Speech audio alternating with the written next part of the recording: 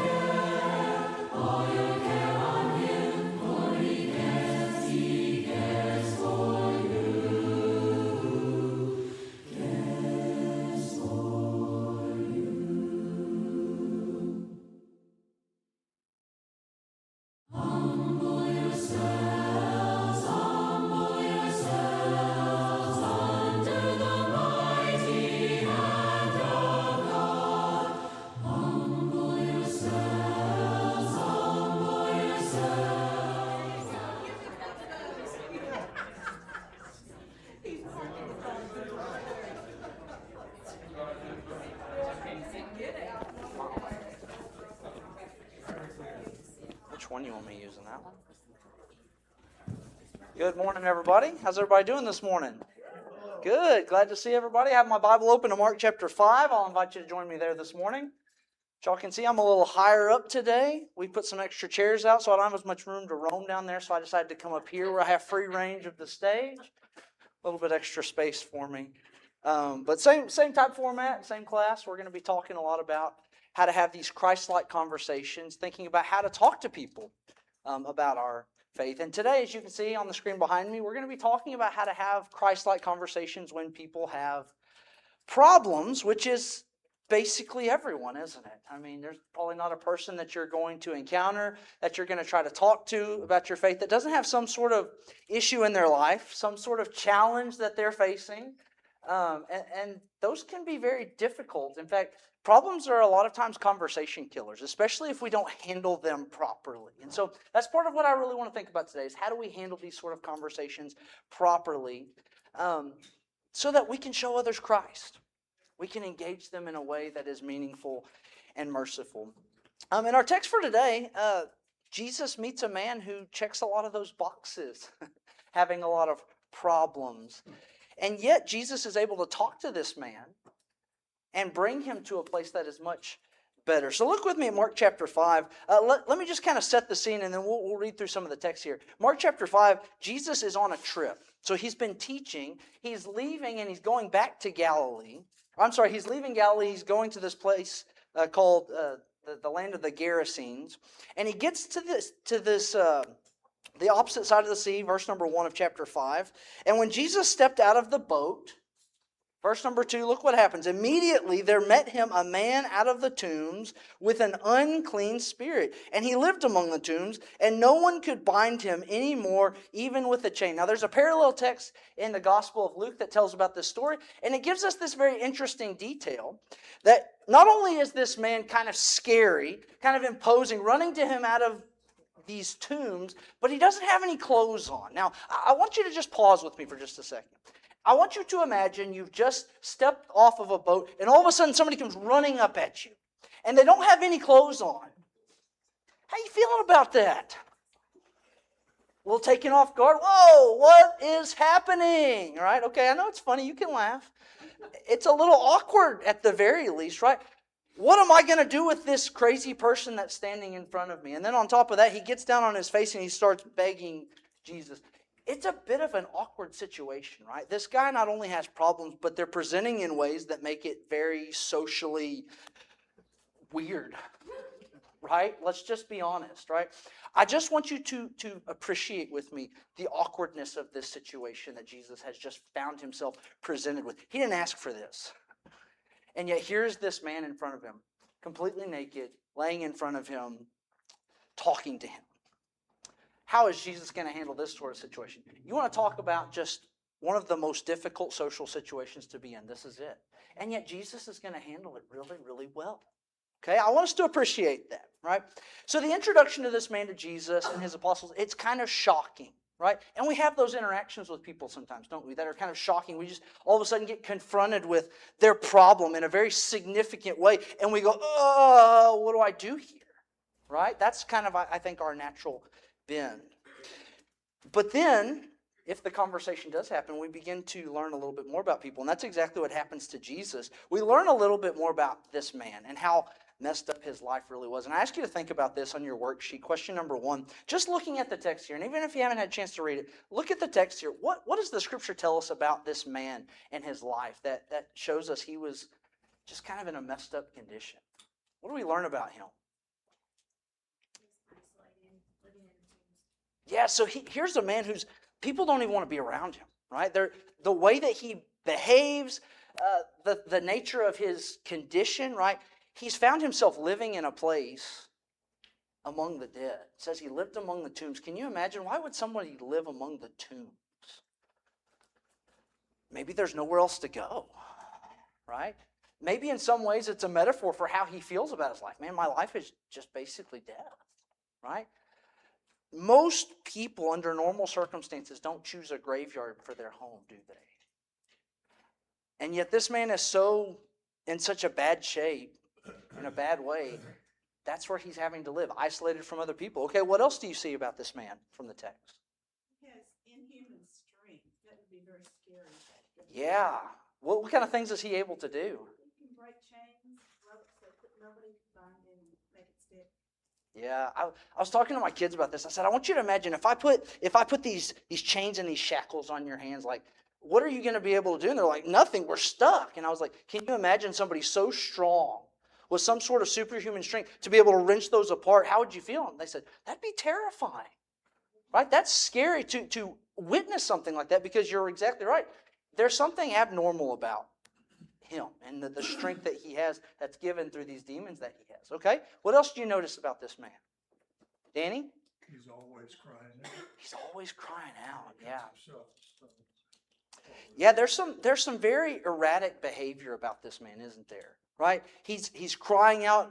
The text says day and night, right? I want you to imagine observing this kind of person. Right? Very strange behavior. Again, not wearing any clothes, crying out day and night, aggressively running up to strangers. You see how in our minds you see this behavior and we start profiling this person, don't we? Oh, that's somebody I do not want to mess with. That's not somebody that I want to be around, right? That's kind of where my mind might go, because there's some things that are uncomfortable for me about this person. And how in the world am I supposed to talk to this person? Erratic behavior. I mean, he's certainly got some weird stuff going on. What else do you see about this guy? He's not the one speaking. Okay, what do you mean by that? The demon is the one that does the speaking for him. Okay, I might challenge you on that some, but I think you're right. I mean, obviously the demon does speak from him. I think there are moments when he tries, though. In fact, there's a moment here. Let's see, I think it's in verse number 10. It says, and he begged Jesus earnestly not to send them out of the country. And then in verse number 12, and they begged him, saying, send us to the pigs. It seems like maybe there's some of his humanity trying to come out. Either way, it seems to me that he's kind of aware of what's going on with him, right? He's got these demons, but he feels very helpless to do anything about it, right? You guys see that? In fact, it tells us in the Luke passage that many times this demon that has possessed him, many times it seized him. And I'm not sure exactly what that looked like, but it seems like from other passages we see when demons seize people, it kind of forces their bodies to do things and creates behaviors in them, activities in them that is, well, it's just destructive to him, right? And so you're exactly right. The demon is speaking through him. I'm with you on that. As I was reading, I was trying to see, like, do we get those moments where the humanity is coming out? And it seems like perhaps there is some humanity that's coming out of him. Would you agree with me on that? Yeah. We would call it a dual personality. Okay, yeah. You know, it's interesting. I was talking to somebody about this yesterday, and they said, it seems like we see some of this today in some of the personality disorders, perhaps, that we have from people. Listen, the unclean spirit that's within this man has control over most of what he does. But I think there are moments when we do see his humanity coming out. For instance, when he falls down before Jesus in verse number 6. When he saw Jesus from afar, he ran and fell down before him. And I want to highlight that because later in Mark chapter 5 here, you've got Jairus who comes to Jesus, who's in his right mind, and he's begging for help. And what does he do? He falls down before Jesus. You've got this woman who's got this flow of blood, right? This disease that seems to be incurable, and she comes to Jesus, and what does she do? She falls down before him. And so to me, I'm reading that and I'm saying this is a very human response to Jesus, falling down before him. And besides that, you see him running to Jesus with haste.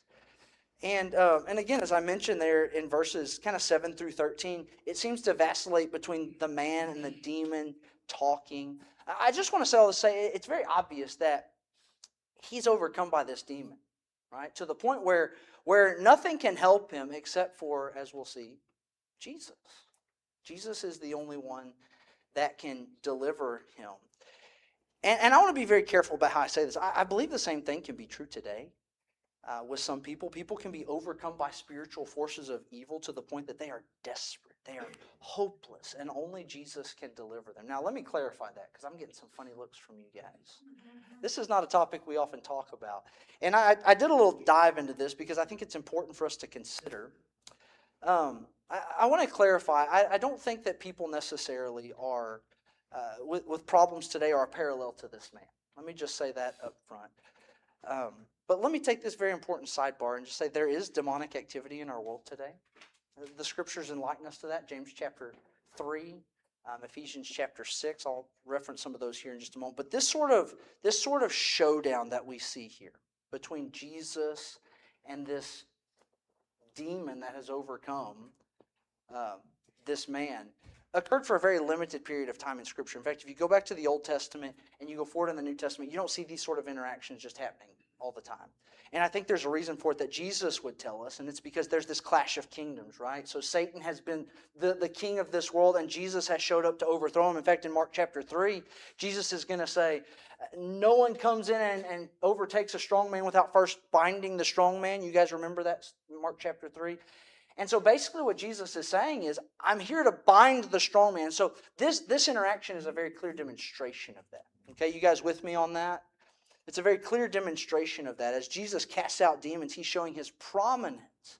And so there's this heightened clash of kingdoms when Jesus is here. But after Jesus leaves, well, his power is still at work. His power is still at work in the proclamation of his authority and power. In fact, you get to Acts chapter 8, and there's still these unclean spirits that are happening.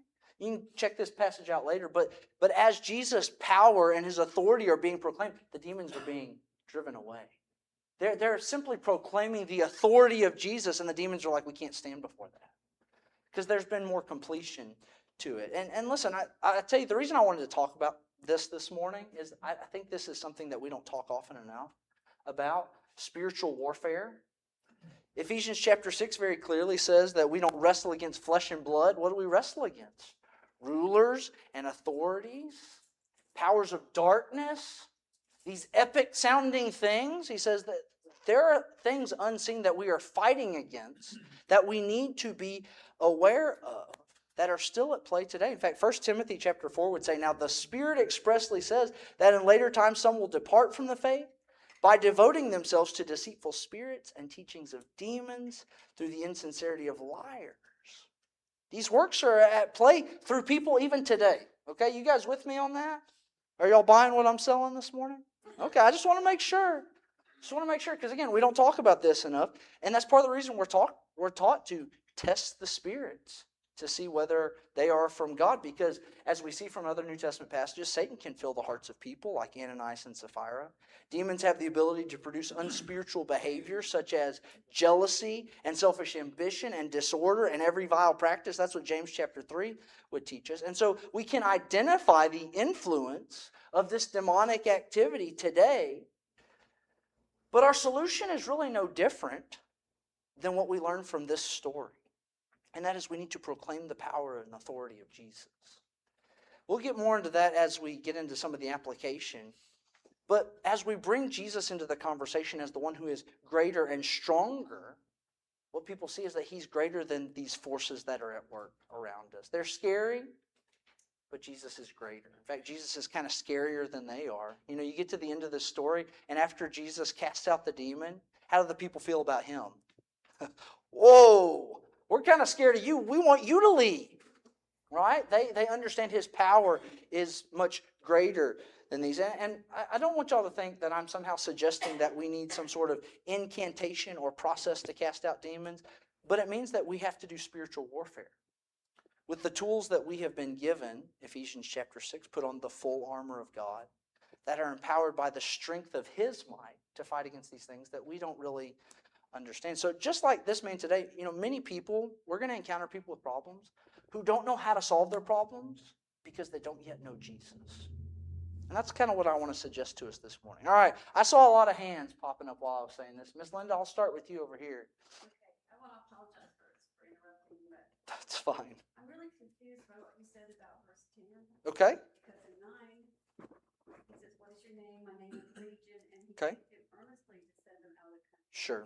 Saw the pigs and send us there. So I don't understand Sure. how you believe that the man was saved first. Sure. And perhaps you're right. I'll just tell you, I wrestled with this because it does seem like the pronouns change, he versus they, and so it goes from singular to plural. And so I wrestled with how do I reconcile that? Perhaps you're right. Perhaps that was still the demon talking. But it does seem like there's obviously a struggle here for this man. And that's really what I wanted to communicate. But I was trying to understand or appreciate that there is a change in the text and how the pronouns are articulated to us, singular versus plural. Okay. Okay, what else? Dennis, did you have something? Yeah. Okay. All I was going to say is people in the region didn't know how to deal with it. That's right. Because you think about it, why would they bind them in shackles and chains? Oh, that's exactly right. Keep them away from everybody. And that was their solution, is just keep them away and try to keep them isolated. And they didn't know how to deal with it. Once he obviously showed he could break the chains, they definitely didn't know what to do. Yeah, that's something that I think is important to see. This man that had problems, people were very intimidated by him. And I think we tend to be that same way as well. Even if when people aren't to this extreme, when somebody has a problem that's very obvious, we sometimes don't know how to handle that, do we? And we sometimes push that away from us or try to restrain it in some way. And we become blunt instruments instead of sympathetic, right? And that seems to be how these people are handling him. We don't know what to do. We're going to try to bind you, right? There doesn't seem to be a lot of sympathy. And I'm not saying how they acted was necessarily wrong, but it just kind of shows like, how are we supposed to handle this? What are we supposed to do? This is a situation. I'm uncomfortable. Yeah. Okay, what else? Yeah, go ahead. I think, I don't know that it's directly in the text, but I think it's a reasonable assumption that as afraid as everyone else was of him, he was terrified of himself. He was so, I mean, how helpless Sure. must that have felt? Sure. And I think that's an application as we see people around us who struggle.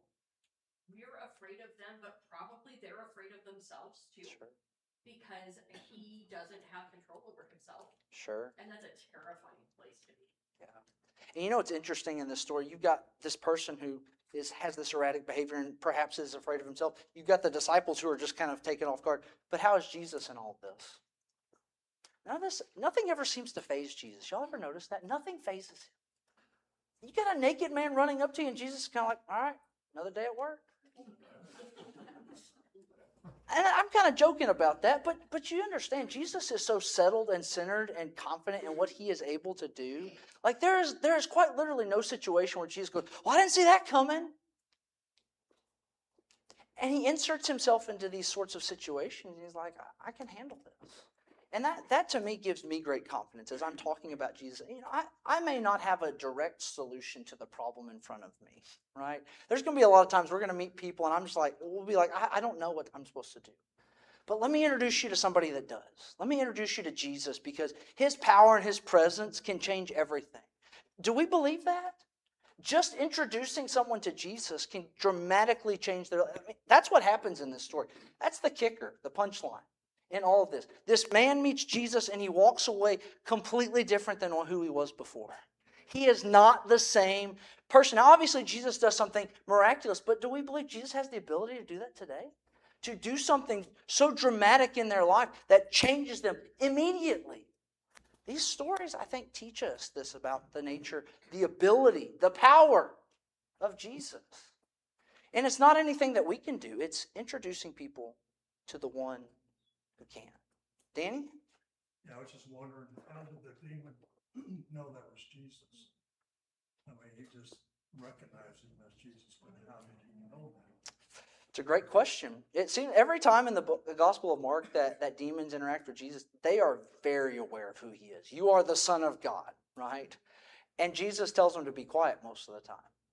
There's something about demons, they have an awareness already of that. They also have an awareness of their judgment. They ask, don't send us into the abyss. There's this judgment that they know is coming for them. I'm not exactly sure how all that relationship works, but they have clarity, right? Even, what does James say? Even the demons believe and tremble at Jesus. So they have a very clear understanding of their relationship to Jesus. They're not on the same team, and he is clearly stronger than them. And they know exactly who he is. I think that should be very telling for us too. What's interesting, in that James passage, he's talking about faith, isn't he? And he's saying, where's your faith without works? Or faith without works is dead. Even the demons believe and they tremble. Right? So it's got to be more than just this understanding, this awareness, for sure. Yeah, go ahead. My thought was just that the demons are of Satan, and Satan Sure. knows Jesus. Sure. So therefore they know Jesus. They know Jesus. At least they have awareness of who he is and of his power. And that's what's so impressive to me. Every time that Jesus interacts with demons, they are very aware of his power. And they're like, please just leave us alone. You know, it's interesting. They beg Jesus. I want you to think about that because, you know, I read this story and I think it's really easy to say, man, that demon is scary. That demon is powerful. And yet, that demon is begging Jesus because Jesus is greater. Jesus is more powerful. Isn't that the message that we need to be walking through life with? It really doesn't matter how big and scary our problems or our challenges or whatever is trying to impose in our life. What matters is we know someone who is greater and stronger and better and more powerful and more capable. This does not faze Jesus, and neither does your problem or anyone else's problem that they may be facing. Noel? I just think it's interesting about the pigs. I mean, I was wondering, why were there pigs around a bunch of Jews? But Sure. I read about this area, it has a good mix of Jews and Gentiles. Okay. But throwing an unclean spirit into an unclean animal, Yeah, that's. it's poetic symmetry, There's something for sure. significant there. I don't know, if there were sheep there, would he done the same thing? I don't know. Sure. Yeah, I'm not sure. I hadn't really thought about that. I mean, Jesus obviously knew what he was doing, but I hadn't really thought that one all the way through. But for sure, throwing an unclean spirit into an unclean animal makes a lot of sense. Linda, did you have something? Say that again? And look what happened. And look what happened. They ran off the edge of the cliff, right? Destroyed. Well, Danny kind of stole my thunder, but I was gonna say, they're on a different plane than we are, spiritual plane. Okay. They can recognize Jesus for who he is because they see Sure. that plane. And, just like the angels, they're on a different plane as well. Yeah. They come into our plane, but they're not on our Sure. plane as a general rule. Yeah, so you've got these demons that are very clearly at work in this man's life, right? And he's messed up because of it, right? I mean, like, he doesn't have control of a lot of the things that he's doing.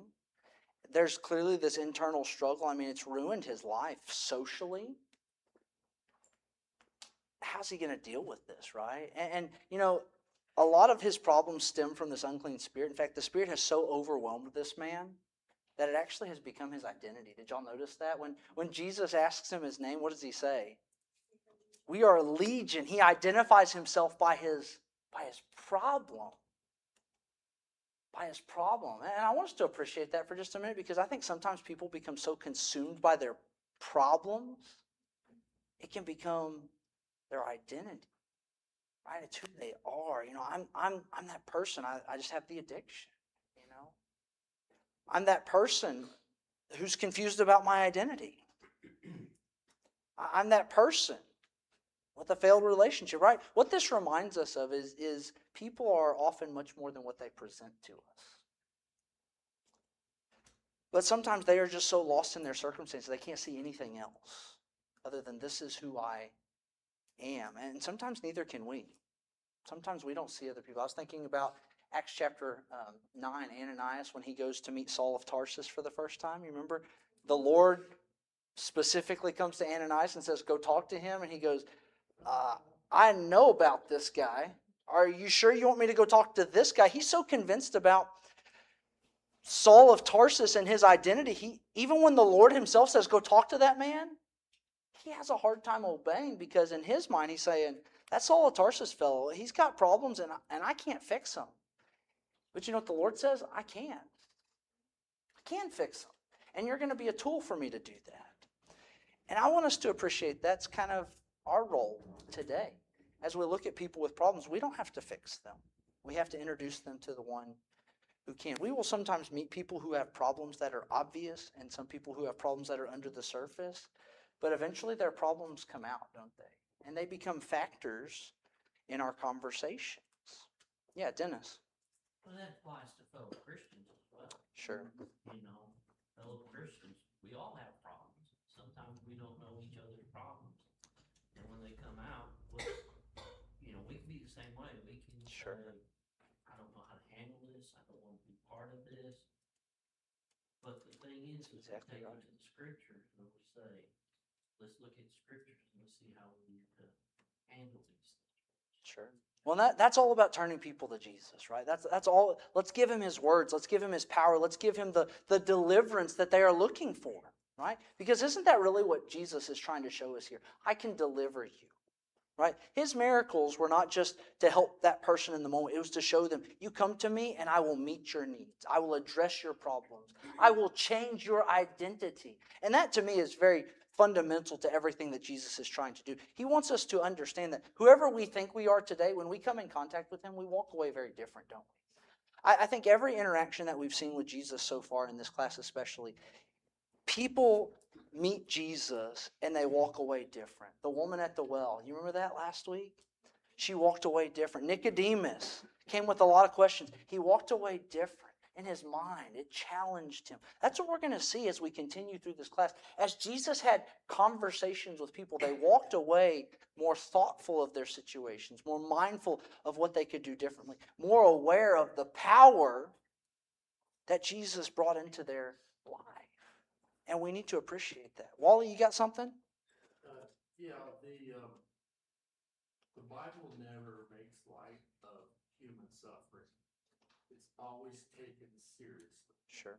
So we don't know how much evil God prevents, but he does allow us to suffer.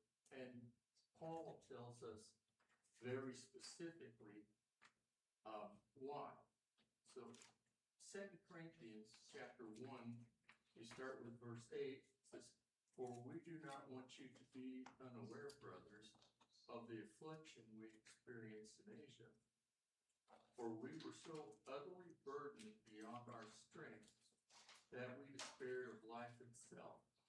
Indeed, we had felt like we had received the death sentence. But that was to make us relying not on ourselves, but on God who raises the dead.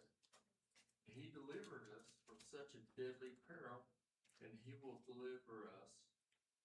So if we look at suffering, everybody has that. Sure. It's to draw us back to the only one who can solve it. And that would be God, be the Lord. So that's something I've learned in the Yeah, life. no, I appreciate that. When you hit on two really important things that we see from the Gospel of Mark, especially, is the compassion of Jesus, right? He's this powerful figure, but he looks at people with compassion. And we need to know that, especially as we are trying to engage other people in these Christ-like conversations. Compassion has to be paramount. Compassion for the needs of others, realizing whether the situation is self-imposed or there's something else at play there, really doesn't matter. What matters is compassion and concern for the realness of people. And then Jesus inserting himself into that situation with compassion. Miss Pat, did you have something? Yes, I'd be interested to hear some ideas on, they begged to be put in the pigs. And Sure. then the pigs ran off the cliff. So what or where did those spirits go to after those pigs that they begged to be put into were no longer there? Sure, that's a great question that I don't know that I have a good answer to right now. In the context of this class, I hadn't really thought through why in the world they wanted to go into those pigs. Clearly, they had an objective and a motive, right? To them, being cast into those pigs was better than the alternative being cast into the abyss, which is what they knew was coming for them. And so it seems like Jesus had the power and the prerogative to be able to send them to this ultimate place of condemnation. But instead, I don't know if you call it mercy or whatever, he sends them into the pigs for now because that seems to be a better alternative for them. I'm really not sure. But what I do know is Jesus was in complete control of the whole situation. You know, his power is the one that everybody's looking to. What are we allowed to do here, right? And I think that that's probably the most critical thing as it pertains to this class. But let me put a pin in that. Let me think about that one because I don't want to deviate too much from just the conversation that we're having here. But for sure, I think they obviously had some rationale behind it. I'm not sure what that was. Yeah. And it makes you wonder if they were released out of those pigs just Sure. to go out to other people again. Yeah, perhaps. Perhaps. But either way, they were no match for the power of Jesus, wherever they were, whatever state they were in. Andrew?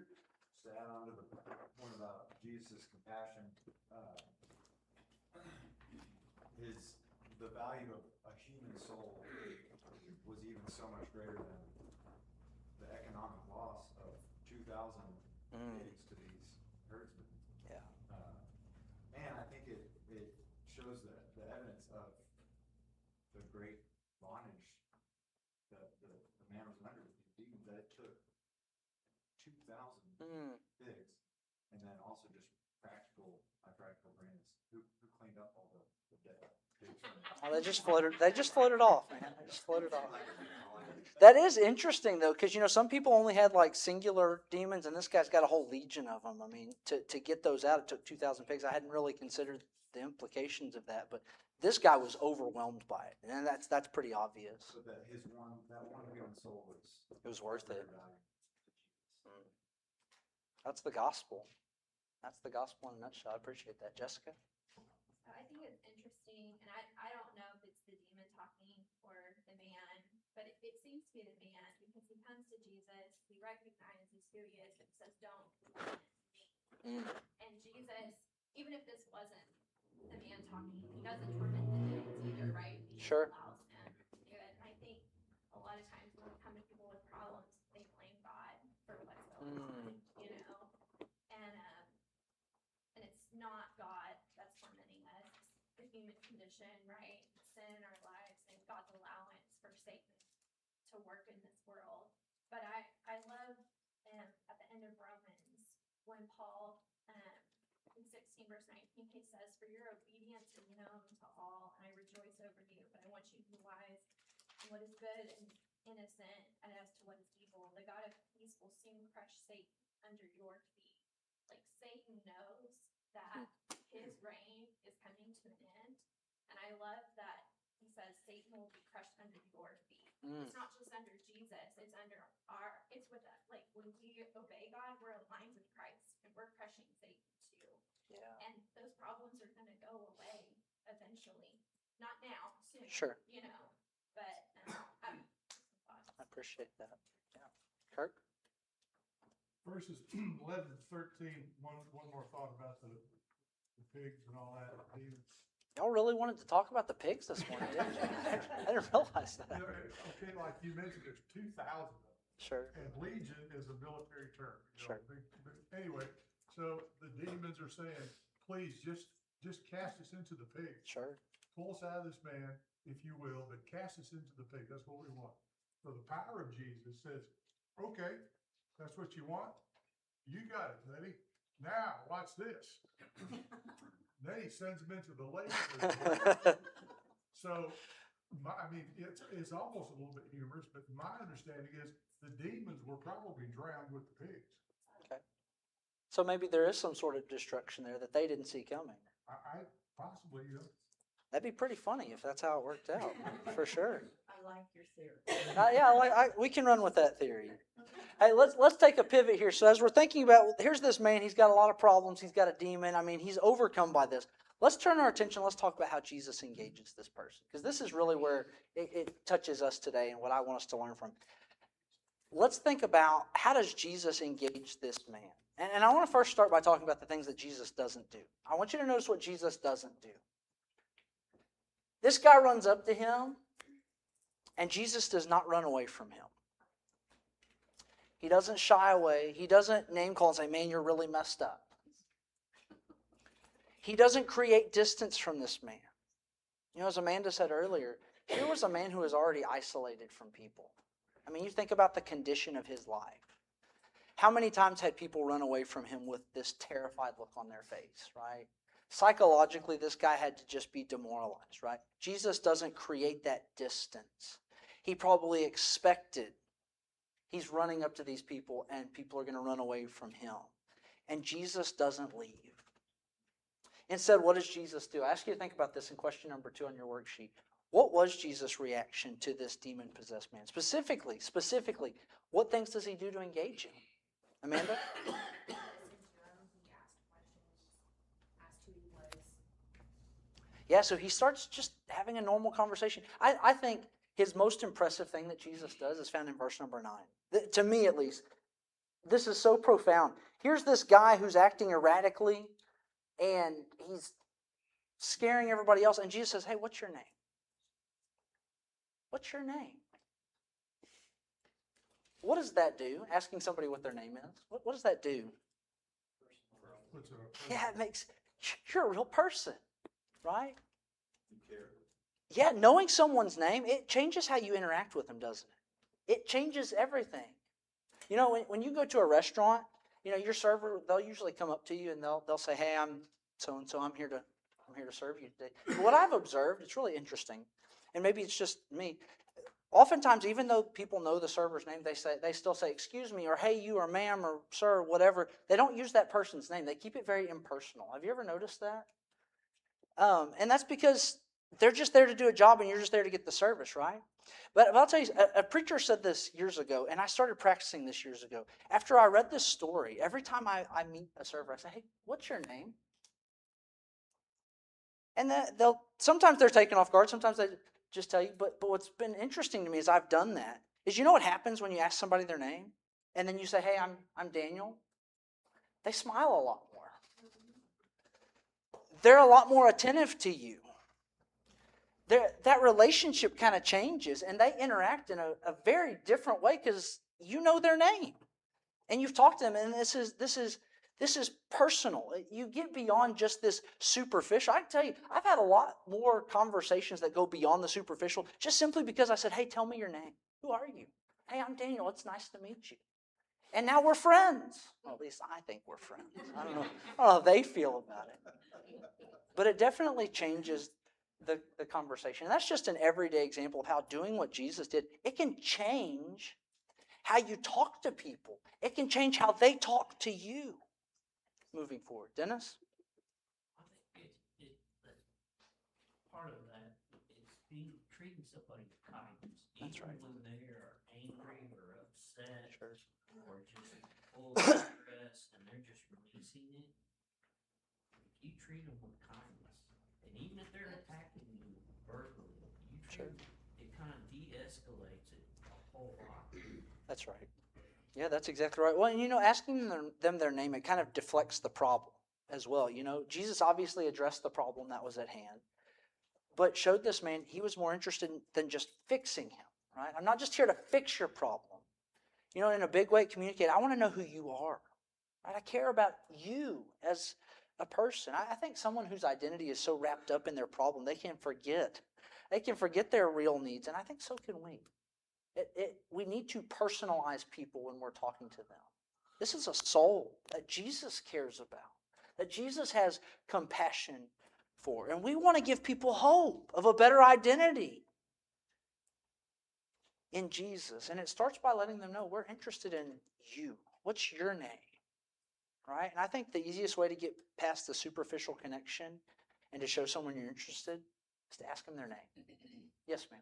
He's also directing the control to the man, not the beings. What do you mean by that? I mean that he's allowing the man to speak and not the woman.